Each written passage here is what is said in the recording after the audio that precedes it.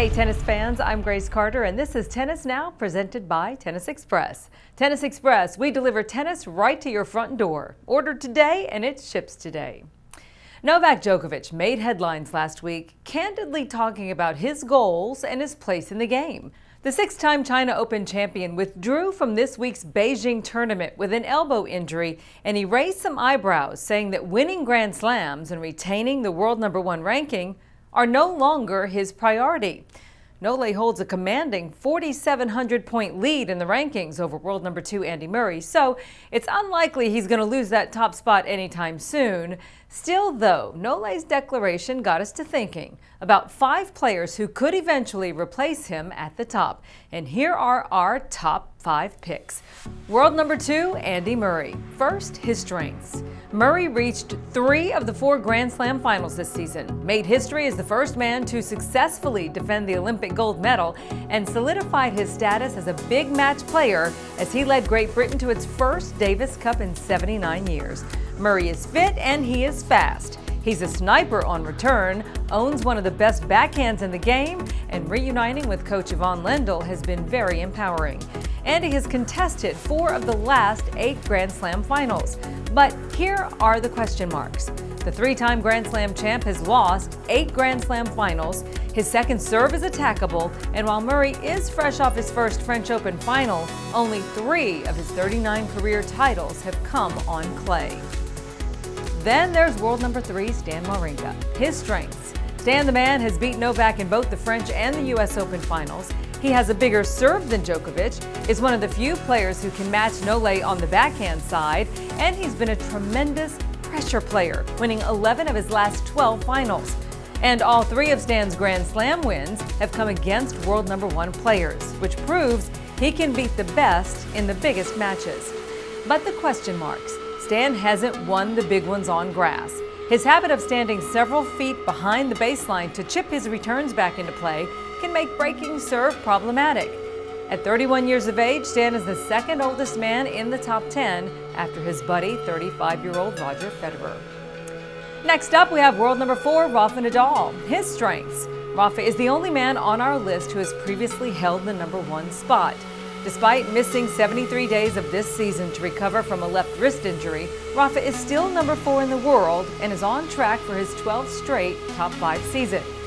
He beat 2 of the world's top 4 players to win his 28th career Masters title in Monte Carlo.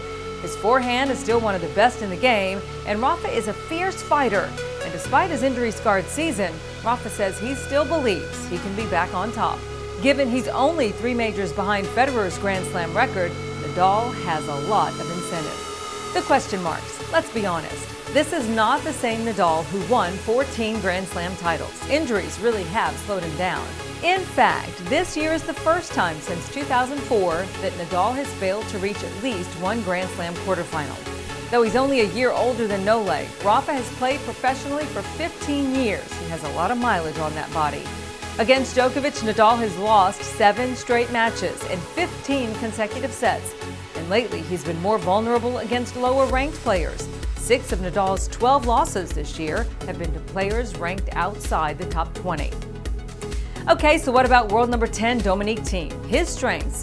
The 23-year-old has received major support from champions, including Djokovic, Roger Federer, and Andy Roddick, who have all suggested that Thiem has the game to be a Grand Slam champion.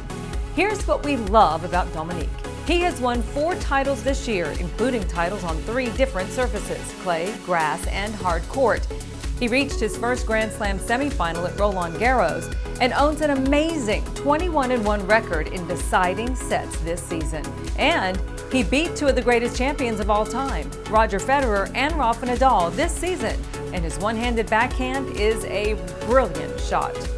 The question marks. The Dominator has shown signs of wear and tear, suffering hip and knee injuries, and while he's known as one of the hardest working young players, he admits he has to get stronger to make a push toward the top. And finally, world #24, Alexander Zverev. He is the youngest player on our list. He's a former junior world #1 who snapped Stan Wawrinka's 11-match finals winning streak to win his first career ATP title in St. Petersburg. Rafa Nadal says that Zverev is a clear possible future #1. He says he's an amazing player and that he has all the shots. The 6'6" power baseliner has a heavy serve and can hammer his two-handed backhand. And he's the youngest man to crack the top 30 since Rafael Nadal did it 11 years ago. The question marks. Zverev is only 19 years old and has just one ATP title to his credit so far. He still needs to mature so that he can manage his emotional outbursts on the court and improve his transition game. Right now, he trails Novak Djokovic by more than 12,000 points. So the top spot clearly a long way off. However, Alexander has shown no fear facing elite players, and his potential is tremendous. So that's our list. Did we miss anybody? Let us know what you think. I'm Grace Carter. See you next time here on Tennis Now.